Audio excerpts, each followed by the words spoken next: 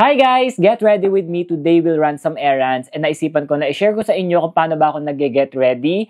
Please note guys na iba-iba po yung mga skincare routine ko. Depende yan kasi nga 'di ba alam nyo naman, nagre-review si Mayor ng mga skincare products. So paiba-iba talaga yung mga products na ginagamit ko. But some of the products that I'm gonna show you at gagamitin ko ngayon sa video is madalas ko silang balikan kapag wala akong nire-review na bagong skincare product in that category. Tapos kapag nakakapagpahinga rin yung aking skin. So tara, magsimula na tayo. Kakaligo ko lang and I already washed my face with the Fairy Skin Premium Brightening Facial Foam. This one is really nice kasi exfoliating po siya tapos nakakalinis talaga siya mabuti ng ating skin at hindi siya nakakadry ng skin. Guys, it's really important that we have a clean canvas bago po tayo mag-apply ng skincare or kahit anong makeup sa ating face.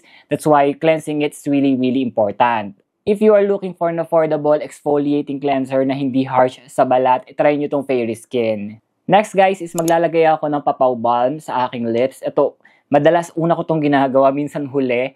Pero ayan, mag-a-apply na muna ako right now kasi ramdam na ramdam ko yung dryness ng lips ko ngayon. Ang tagal na ata simula nung huling gumawa ako ng Get Ready With Me video, no? Okay, next naman natin is mag-apply lang tayo ng toner mist sa ating face. Okay.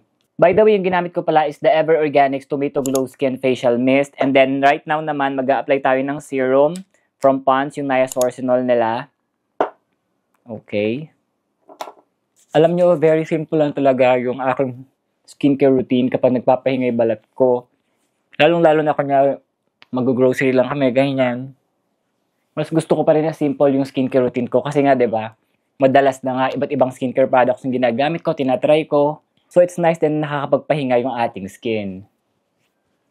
After the serum, guys, mag-a-apply naman tayo ng moisturizer / sunscreen. And gustong-gusto ko itong Fairy Skin Premium Brightening Sunscreen kasi apart from super taas ng sun protection niya, SPF tested po itong product na to. Very hydrating din siya on my skin at hindi siya malagkit. So, ito, may moisturizer ka na, may sun protection ka pa. O, diba? Sun ka pa. So, mag-a-apply lang ako, guys, ng generous amount on my face.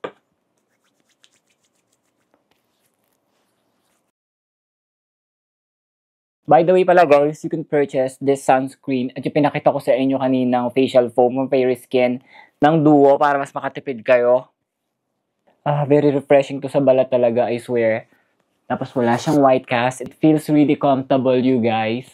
Tapos clinically proven pa siya na nakaka-brighten ng ating skin. Kung gusto niyo na ma-brighten yung skin niyo at gumamit ng mild exfoliating products tapos matinding sun protection, eto na yun guys. At eto siya. Nakabox siya ng ganito kapag binili nyo siya sa Fairy Skin ng Duo. Ang ganda ng box niya at mas makakatipid kayo. Now naman, after ko maglagay ng moisturizer / sunscreen, which is the Premium Brightening Sunscreen, nag-a-apply din ako ng tinted sunscreen from Fairy Skin. Kasi nga, di ba, lalabas kami. Gusto ko naman ma-even out yung aking skin tone. Wala na ata. Konting-konti na lang siya, guys. So, simut-simut taalan. Ayan, okay. Simutin natin siya. Wala na lumalabas. Okay na yan. So, ayan, apply lang natin siya. Ganito lang din ako mag-apply ng tinted sunscreen, guys. Like how I would normally apply my sunscreen.